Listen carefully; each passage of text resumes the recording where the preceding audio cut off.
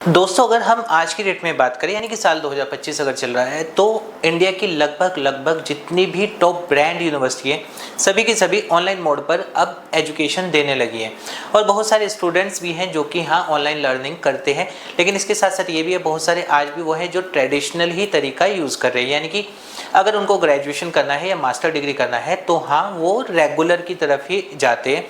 और हो भी क्यों ना, बहुत सारी चीज़ें होती है जो रेगुलर में बेनिफिट्स होते हैं और जहाँ ऑनलाइन में शायद हो या ना हो उनको एक ही कन्फ्यूज़न रहता है। तो आज की वीडियो में हम यही सारी बातें करेंगे कि अगर मैं भी ऑनलाइन लर्निंग की तरफ जाता हूँ तो मुझे क्या क्या बेनिफिट्स हैं या क्या क्या ड्रॉबैक्स यानी नुकसान है।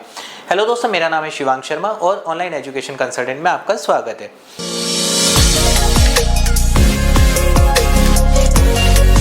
दोस्तों, अगर हम बात करें अभी सबसे पहले तो हम ये बात कर लेते हैं अप्रूवल्स की कि कौन सी ऐसी यूनिवर्सिटी है जो कि ऑनलाइन लर्निंग करवा सकती है या फिर ऑनलाइन लर्निंग के लिए आपको कैसे पता करें कि हाँ जो भी यूनिवर्सिटी आपको बताई जा रही है वो ऑनलाइन लर्निंग में आप कर सकते हैं, उसके कोर्स वैलिड है। इसके लिए क्या होता है, यूजीसी का अप्रूवल तो होना जरूरी होता ही है यूनिवर्सिटी को, और यूजीसी के साथ साथ डिस्टेंस एजुकेशन ब्यूरो का भी अप्रूवल होना चाहिए। और साथ साथ ये है नैक से A+ ग्रेड यूनिवर्सिटी को मिनिमम होना चाहिए, तभी वो यूनिवर्सिटी ऑनलाइन लर्निंग में कोई कोर्स करवा सकती है। अब यहाँ पर एक और क्वेश्चन भी बनता है, ऑनलाइन लर्निंग और डिस्टेंस एजुकेशन यानी ODL और OL में डिफरेंस क्या होता है। तो ऑनलाइन लर्निंग जो होती है, ऑनलाइन लर्निंग में ये है कि आपका सब कुछ एक तरह से इंटरनेट के थ्रू यानी कि डिजिटली होता है। आपका पढ़ाई जो ऑनलाइन रिकॉर्डेड क्लासेस होंगी, आपको जो उसके बाद जो है लाइव लेक्चर्स होंगे, आपको LMS मिलेगा, आपके असाइनमेंट जाएंगे वो भी ऑनलाइन जाएंगे, आपका जो एग्जाम होगा वो भी ऑनलाइन होगा, यानी कि पूरा का पूरा सब कुछ ऑनलाइन। अब इधर ODL में अगर हम बात करें तो ODL में आपको स्टडी मटेरियल यानी बुक्स वगैरह प्रोवाइड की जाती है और जो आपके एग्जाम होते हैं वो एग्जाम सेंटर पे आपको जाना होता है। बेसिकली अगर डिफरेंस की बात करें तो यही होता है। अब इसके बाद बात करते हैं ये कि हाँ ऑनलाइन लर्निंग में हमें पहला नुकसान क्या है अगर मैं ऑनलाइन लर्निंग की तरफ जाता हूँ।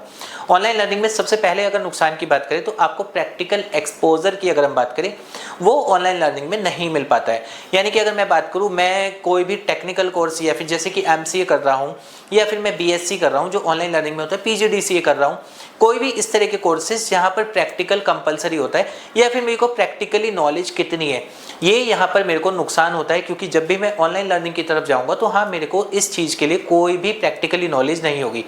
नंबर 2 पे अगर बात करें तो ऑनलाइन लर्निंग में जो नुकसान होता है वो होता है आपका टीचर से इंटरेक्शन, डायरेक्ट इंटरेक्शन। जब मैं रेगुलर में कोई भी कोर्स करता हूँ तो हाँ मेरे को अगर कोई डाउट्स है तो मैं उसके लिए क्रॉस क्वेश्चनिंग कर सकता हूँ, मैं टीचर से पूछ सकता हूँ।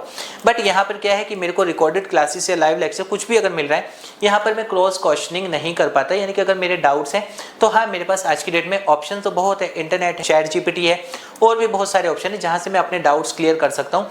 बट हाँ टीचर से इंटरेक्शन यहाँ पर मैं नहीं कर पाता हूँ।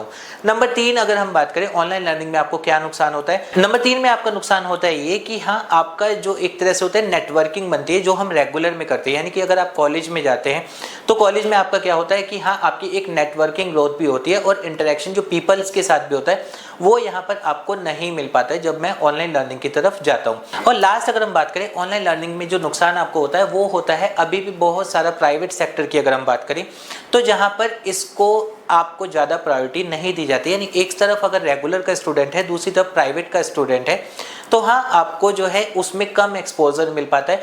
अभी भी बहुत सारी ऐसी MNCs हैं या फिर स्टार्टअप है या फिर जो कंपनीज ऑलरेडी रनिंग है जो कि क्या कर रही है कि वो रेगुलर वाले को ज़्यादा प्रायोरिटी देती है in comparison of online learning वाले स्टूडेंट को। अब ये तो हो गया सारा का सारा नुकसान जो कि हमने बात की।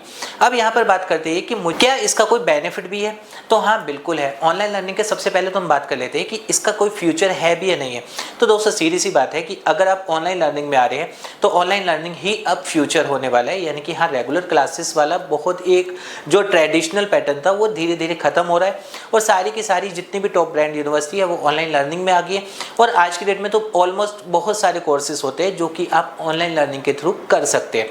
नंबर 2 पे हम बात करें ऑनलाइन लर्निंग में बहुत सारी यूनिवर्सिटीज़ ऐसी भी है जो आपको एक कोर्स के साथ साथ, जैसे कि आप MBA करना चाहते हैं, MCA करना चाहते हैं, आप ग्रेजुएशन करना चाहते हैं, उनके साथ साथ कुछ ना कुछ डिप्लोमा कोर्सेज भी आपको साथ साथ प्रोवाइड करती है। यानी कि हाँ स्किल एजुकेशन पर भी फोकस किया जा रहा है। नंबर 3 पे बात करते हैं ये कि अगर मैं गवर्नमेंट जॉब के बारे में बात करूं कि मुझे UPSC का एग्जाम देना है, मुझे SSC का एग्जाम देना है, मुझे रेलवे का एग्जाम देना है या मुझे किसी भी स्टेट गवर्नमेंट एग्जाम को प्रिपेयर करना है, तो यहाँ पर क्या मैं वैलिड हूँ? तो देखिए गवर्नमेंट ऑफ इंडिया का सीधा सा एक नोटिफिकेशन है 2022 का, जो कि आप गूगल पर जाकर चेक भी कर सकते हैं कि आप चाहे रेगुलर करें, ऑनलाइन करें या डिस्टेंस एजुकेशन से करें, तीनों की ही सेम वैल्यू है गवर्नमेंट ऑफ इंडिया के लिए। यानी कि वहां पर सीधा सा सीधा है कि आपका जो भी कोई कोर्स होगा वो पूरी तरह से गवर्नमेंट जॉब के लिए एलिजिबल होगा। अब इसके बाद बात करते हैं ये कि क्या मैं गवर्नमेंट जॉब के साथ साथ एमएनसीज के बाद आउट ऑफ इंडिया भी अप्लाई कर सकता हूं अगर मैंने कोई कोर्स ऑनलाइन लर्निंग से किया है?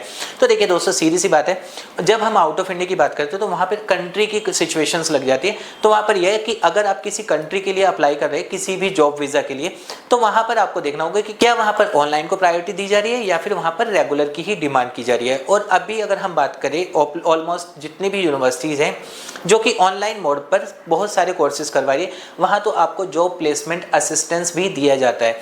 यानी कि जब आप कोर्स कंप्लीट कर लेंगे, कोर्स कंप्लीट करने के बाद भी आपको ये रहता है कि हाँ, यूनिवर्सिटी की तरफ से ही आपके जॉब इंटरव्यूज भी स्केड्यूल करवाए जाते हैं, जो ऑलमोस्ट आपको महीने में 4 या 5 बार दिए जाते हैं आपकी मेल पर।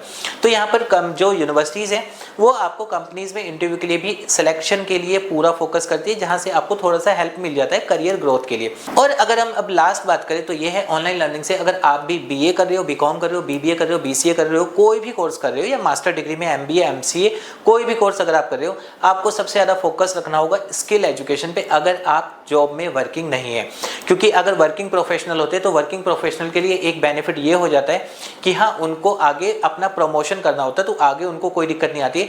बट अगर आपका ये है कि आप ग्रेजुएशन ही ऑनलाइन लर्निंग से कर रहे हैं या फिर अपना मास्टर डिग्री और आगे फ्यूचर में आप जॉब प्रोस्पेक्टिव से इसको करना चाह रहे हैं, तो आपको अपने स्किल एजुकेशन पे सबसे ज़्यादा फोकस करना होगा, तभी ये आपके लिए बेनिफिशियल है, अदरवाइज ये आपके लिए कोई बेनिफिशियल नहीं है। तो दोस्तों, ये था ऑनलाइन लर्निंग के क्या बेनिफिट्स हैं और क्या उसके ड्रॉबैक्स हैं। उम्मीद करूंगा आपको ये वीडियो पसंद आया होगा। अभी भी अगर आपके कोई डाउट है ऑनलाइन लर्निंग को लेकर तो आप हमें कमेंट कर सकते हैं, हम उसका रिप्लाई आपको कर देंगे।